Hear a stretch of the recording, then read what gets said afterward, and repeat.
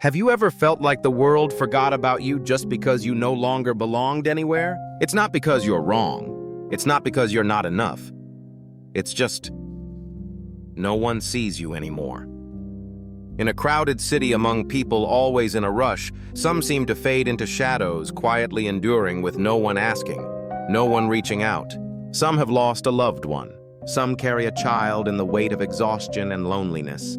Some sit curled up at freezing bus stops expecting nothing but another night to pass. But sometimes in the coldest winter, something strange happens, someone sees you. And that's where our story begins, where a man who lost his wife, a nurse who lost hope, and a little boy who lost his laughter find each other in a New York snowstorm. Don't look away, because if you've ever believed that broken people can't become a family, this story might change your mind. Stay until the end, because maybe, just maybe, you'll find a piece of your own heart in it. New York, in the heart of a brutal winter. The city never sleeps, but tonight the snow is slowly lulling it into a dream of white. Streetlights glow dim and weary like tired lanterns, lighting the way for wandering souls. On a frozen bench near the hospital bus stop, a woman sits as still as stone fragile, shivering and somehow invisible. Her thin coat is no match for the bite of January, and the nurse's uniform peeking from her sleeves only makes her stand out more starkly against the pale, snow-covered world. She's not waiting for anyone. No one is waiting for her. It's simply too late, no more buses, and the fold-out bed in the hospital's break room now locked away, along with the pride she used to hide her despair. No one notices. No one stops. Until a sleek black SUV, shiny like a mirror, rolls slowly through the storm. Inside, a young girl presses her face to the window, wide eyes watching the lone woman curled in the dark. "Daddy!" She whispers, soft as wind chimes, but just loud enough to stop the breath of the man behind the wheel. She looks cold and alone. He hadn't planned to stop. He never stops for anyone. But tonight, in the storm and the grief still fresh in his chest, he hits the brakes. The car door opened, and the man stepped into the knife-sharp cold. Without a word, he took off his cashmere scarf, still faintly scented with lavender, one of the last things he had of his late wife, and gently draped it over the shoulders of the stranger on the bench. She flinched, eyes down, but her frost-bitten hands instinctively clutched the warm scarf like a lifeline. She didn't say thank you. He didn't expect her to. "At least let me get you somewhere with a roof," he said, voice low and rough in the freezing air. "You shouldn't be sitting out here alone." She looked up. Their eyes met. No pity, no suspicion. Just two people standing at a strange crossroads between brokenness and hope, exhaustion and unexpected kindness. "Just a short ride," she said, voice dry, but still holding on to a sliver of dignity. And so she followed him into the car, not because she trusted him, but because there was something in the little girl's eyes in the back seat that made her unable to walk away. The warmth inside the car felt like a hug after years without one. The little girl, Betty, offered a shy smile. Sandra returned it with a small but genuine smile of her own. No one said another word.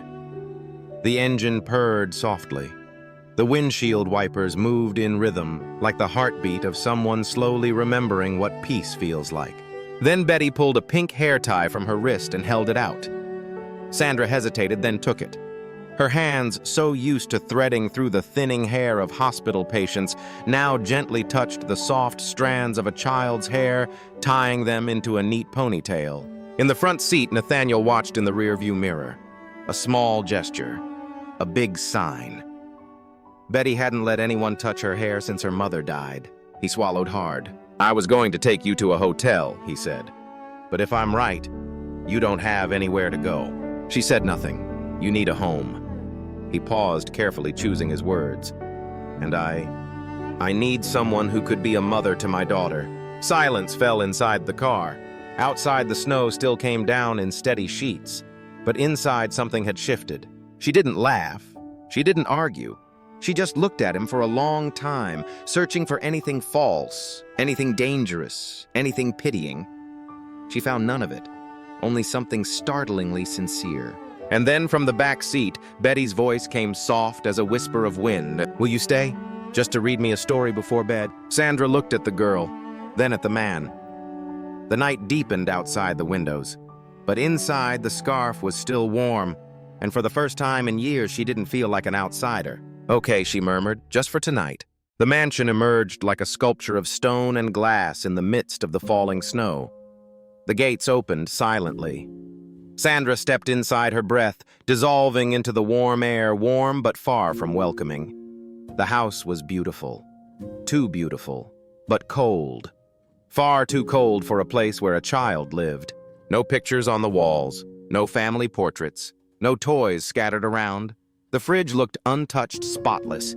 The sofas were smooth, uncreased. Everything felt arranged, not to be lived in, but to be shown off.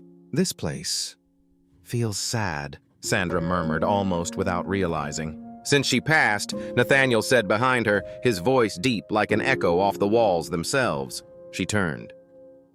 There was something heavy in his eyes, a grief still hanging in the air. But there was no need to explain. In the silence, they both understood. Sensing the weight in the room, Betty gently tugged Sandra's hand. "Come on, I'll show you my room," she said softly. She led Sandra down a long hallway, her tiny footsteps leaving faint impressions on the hardwood floor like traces of time. Betty pushed open a white-painted door. Inside was a different world, soft pink hues, stuffed animals crowding the bedbooks neatly lined on shelves. A warm nightlight cast the only truly comforting glow in the whole house. "I like this one," Betty whispered, holding out a book with a picture of a little fox lost in a snowstorm. Sandra smiled and knelt beside her. "Looks like a good one." She helped Betty change into pajamas, then gently brushed her hair with a small comb. Betty didn't flinch, didn't shy away. She simply trusted, as if it had always been that way. Sandra sat on the edge of the bed and began to read. Her voice was low and steady, rhythmic, each word like a lullaby. Betty's head slowly tilted, resting on Sandra's lap, arms wrapped around her stuffed bear. Her breathing grew soft and even. At the doorway, Nathaniel stood still, not daring to move. He couldn't remember the last time his daughter had fallen asleep so peacefully. But now she had, as if held once more by something tender he no longer knew how to name. Sandra looked down at the child curled up on her lap, gently stroking her hair so delicately, not disturbing a single strand. And in that moment, she felt something she hadn't known in years. Not duty, not pity, but something she thought she'd lost long ago, purpose. Once Betty was tucked in, Sandra rose quietly. Nathaniel waited in the hall, his expression softer now. "I set up the guest room for you," he said. "Upstairs, first door on the right." She nodded and followed him up. The room was small, simple. A quiet electric fireplace glowed beside the window. The bed was neatly made with a thick comforter. An armchair stood next to a little table. On the table, a steaming cup of cocoa and a note. "Thank you for staying, even if it's just for tonight." Sandra stood for a long moment looking at the note. Then she sat down, cradling the mug in both hands like it was something more than warmth, something precious. The cocoa was rich, not overly sweet. Real. Not the cheap mix she rushed through in hospital break rooms. She curled up in the chair, drawing her legs beneath her like a child who's finally found a place to belong. The fire crackled gently. Wind howled outside the window. But inside, Sandra exhaled for the first time in years. Not because of promises or certainty, but because someone had made space for her, even if only for tonight. And sometimes just one night is all it takes for someone to begin to stay forever. Winter mornings in that house began with a gentle kind of quiet. No blaring car horns, no ringing phones, just the smell of freshly brewed coffee, the soft sizzle of eggs in a pan, and a woman moving quietly through the kitchen, her hair still tousled, but a tender smile already on her lips. Sandra had no set schedule. She simply woke early, made breakfast, sliced oranges, and poured cereal for Betty, and always left a note by Nathaniel's coffee cup. "Hope today has fewer storms than yesterday. Coffee's a little stronger like this Tuesday. If you skip lunch again, I'm punishing you with steamed broccoli for dinner." At first, Nathaniel only offered a faint smile. Then he began waking up a little earlier, just enough to hear Betty's laughter from the kitchen, to see Sandra patiently tying his daughter's shoes. "Bunny ears," Sandra would say, looping the laces with calm precision. "Now wrap around and pull. Betty giggled every time she messed it up and beamed when she finally tied them on her own. Nathaniel, watching quietly from the doorway, didn't speak. But something long dormant stirred in him. Part of it was Sandra. But part of it, maybe the bigger part, was seeing his daughter glow again. That evening, Sandra made dinner. Nothing fancy. Rosemary roasted chicken, baked vegetables, silky mashed potatoes. But Betty licked her spoon clean. Nathaniel didn't say much, but he finished every bite. After dinner, the temporary mother and daughter stood shoulder to shoulder in the kitchen, rolling cookie dough. Flour clung to their fingers. They laughed as if the kitchen were their stage and each imperfect cookie a masterpiece. The radio played softly. Betty sang a tune no one quite knew. Sandra harmonized, and Nathaniel once again stood outside the frame, not stepping in, but unable to look away. A spoon fell. A puff of flour shot into the air like snow. Betty burst out laughing. Real laughter. Nathaniel gripped the doorframe. He couldn't remember the last time his daughter laughed like that. Later that night, Sandra sat at Betty's bedside, pulling the blanket up to the girl's chest and whispering, "Good night, troublemaker." Betty yawned. "Will you read again tomorrow?" Of course. When Sandra stepped out, Nathaniel was waiting in the hallway, hands in his pockets, shoulders just a bit looser. "She hasn't laughed like that in 2 years," he said quietly. Sandra turned to him. "She's special. She was 3 when her mom died." Nathaniel began, his eyes fixed on the soft glow of his daughter's nightlight. She was a doctor. That night on her way home, she saw a crash. She stopped to help, saved someone's life, but she didn't make it back. Sandra stood beside him. She said nothing. She didn't need to. Her silence wasn't cold. It was full, a shared understanding. After a pause, she spoke slowly, gently.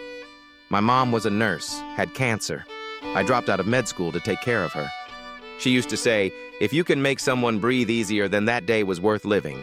For the first time, Nathaniel really looked at her not as a stranger in his house, but as someone who understood parts of him he'd never shared. He nodded quietly. They didn't say another word. But nothing more needed to be said.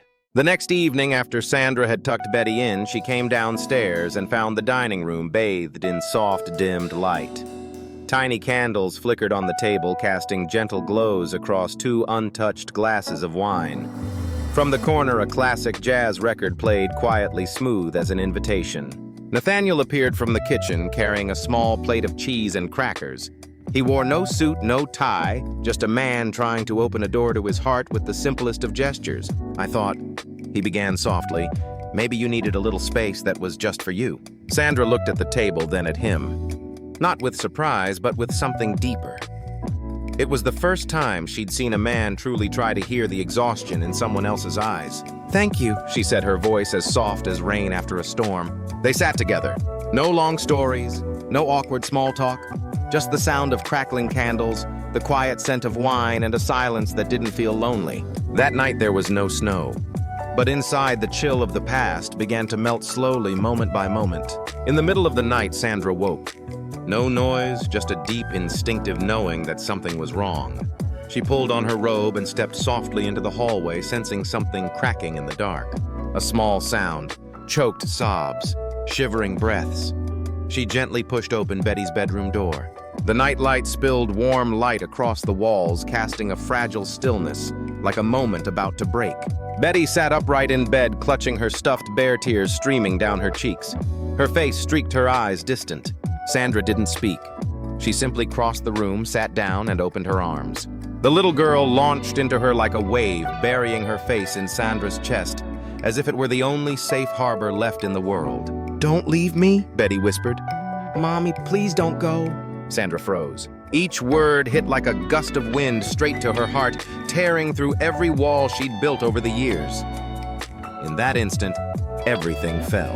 She held the child tightly, her hand stroking Betty's back, her voice trembling. "I'm here.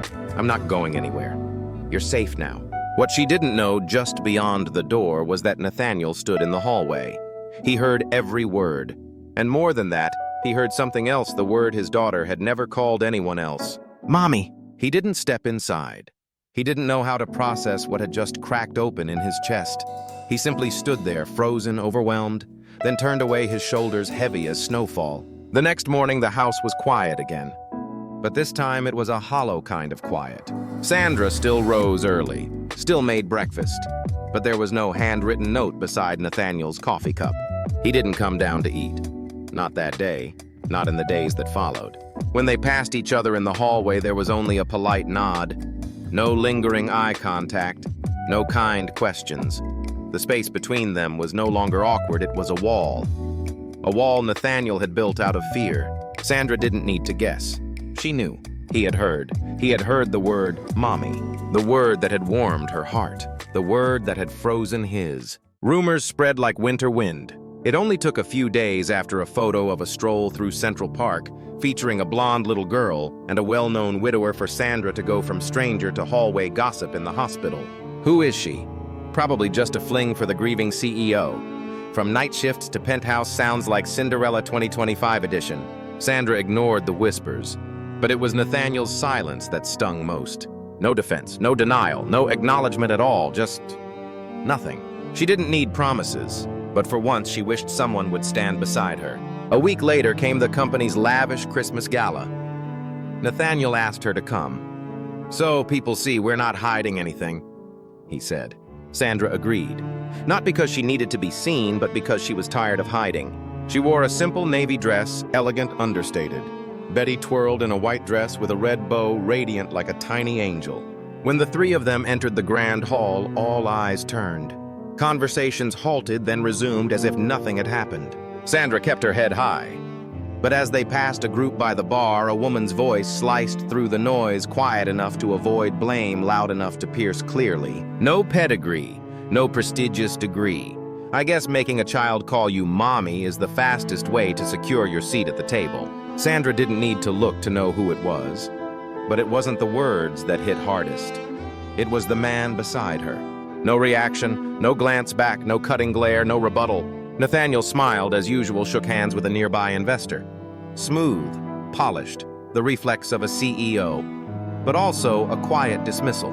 Sandra's hand, still holding Betty's, tightened. Her heart didn't shatter, it simply crumbled, quietly, piece by piece. She leaned down and smiled at the little girl. "Shall we go home, sweetheart?" Betty nodded, already drowsy. That night, the house was the same warm lights, calm spaces. But Sandra wasn't. She packed in silence. No tears. Just folded clothes, tucked away books, and a cashmere scarf left neatly on Nathaniel's desk, the very one he had draped over her shoulders on that snowy night. Beside it, a handwritten note. "Nathaniel, thank you for giving me a few days where I felt like a mother. A few days where I belonged somewhere. I'm not good with explanations. I don't need someone to defend me. But tonight I realized maybe I never truly had a place in the world you're trying so hard to keep the same. Tell Betty I love her like I love myself. Sandra." When Nathaniel came home, the lights were still on, but the warmth was gone. The scent of lavender lingered faintly, like the final breath of someone who had already left. He saw the scarf, the note. No anger, just absence. A quiet departure, just as she had quietly arrived. He read the letter, once, then again. His hands clenched around it, crumpling the page. He ran upstairs. Betty's door was ajar. She wasn't asleep. She lay turned toward the wall, hugging her bear, crying softly. "Did she leave because of me, Daddy?" Her voice cracked. Because people didn't like her. Nathaniel sat beside her, pulling her close. His throat burned. "No, Angel. She left because I didn't protect her." He held her tighter, and then quietly, more to himself than her, he whispered. "Not because I didn't believe in her, but because I was afraid. Afraid that I'd already fallen in love with her. Too much." The next morning, the house was too quiet. Not peaceful, unnervingly silent.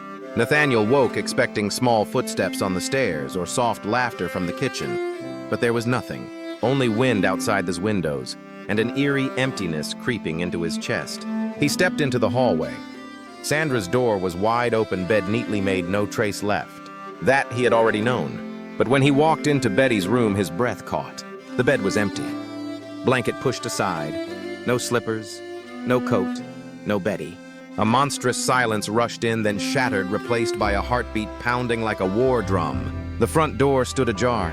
Snow blew in, trailing across the hardwood like a ghostly ribbon. Betty was gone. No time to think. Hands shaking, Nathaniel fumbled with his phone, dropping it twice before finally dialing 911. My daughter's missing. She's 4. Blonde hair, brown eyes, red coat. I don't know when she left. Please help. He didn't wait for an answer. Shoes on. Coat half zipped. He ran into the street, feet slipping on icy steps, voice cracking with each desperate cry. Betty. No one saw. Curtains closed. Snow thickened. Wind sliced. But he didn't feel the cold. Only the echo of a familiar terror losing someone again. At the 3rd intersection, he collapsed to his knees, breath-ragged chest crumbling. Please, not again. And then, a memory flashed like lightning. The bench. The scarf. Her. The place where it all began. He shot to his feet, heart pounding like a rescue siren, and ran. There she was, 4th corner. The old bus stop. A tiny figure in a red coat curled on the icy bench. In her hands, a crumpled paper. Nathaniel froze. His legs were numb. His eyes blurred with wind and tears. As he approached, he saw the drawing scribbled in crayon. A tall man. A woman with blonde hair. A little girl between them, all holding hands. A family.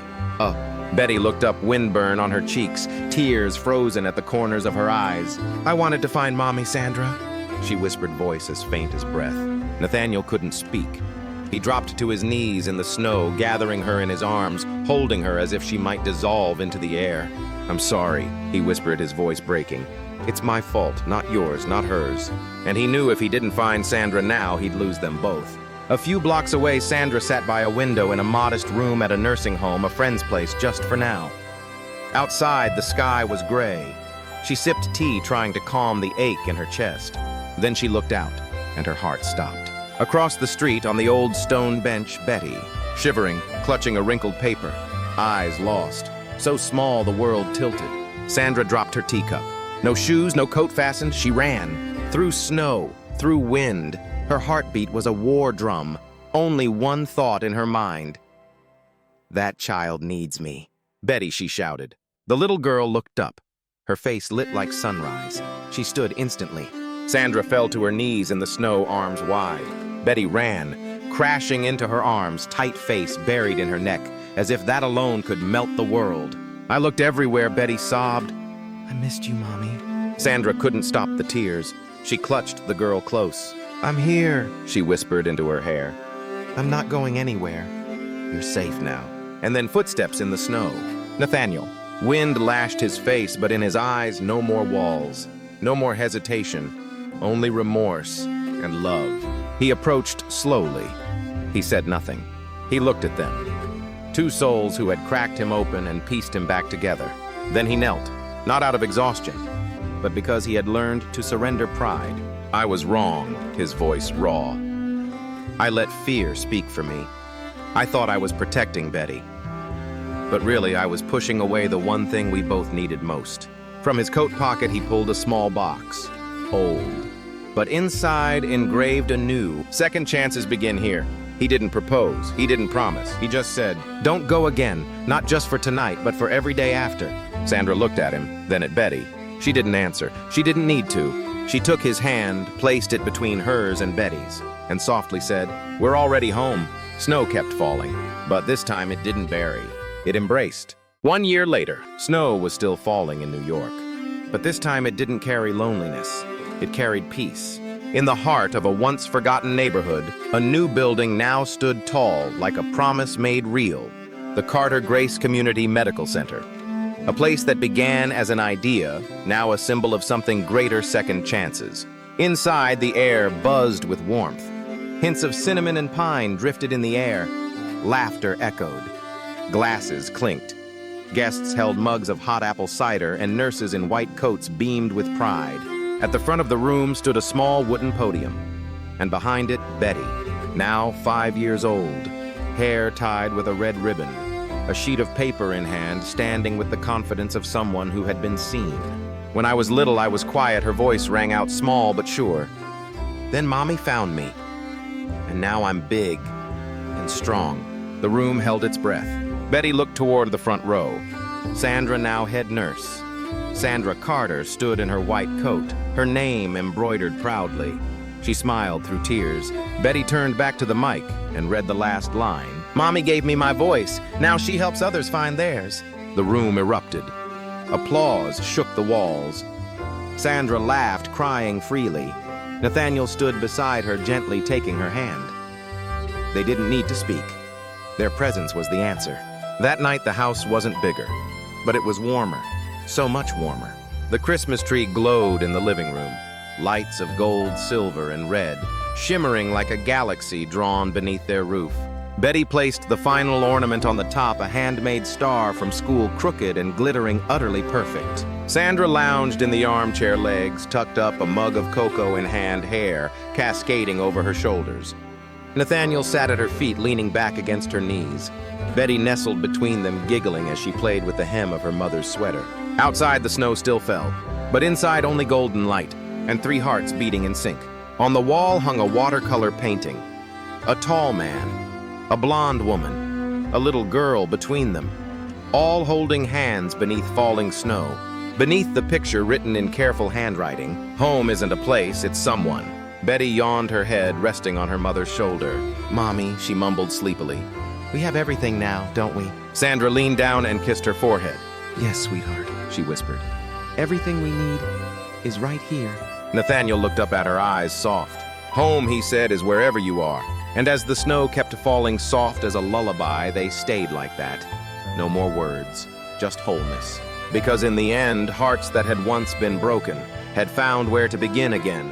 A place called Second Chance. If you love this story, don't leave just yet. Keep watching with our Best of Prime Tales playlist, handpicked just for you. The next story might touch your heart in its own special way. And how about you? What makes a place feel like home to you? Share your thoughts in the comments below.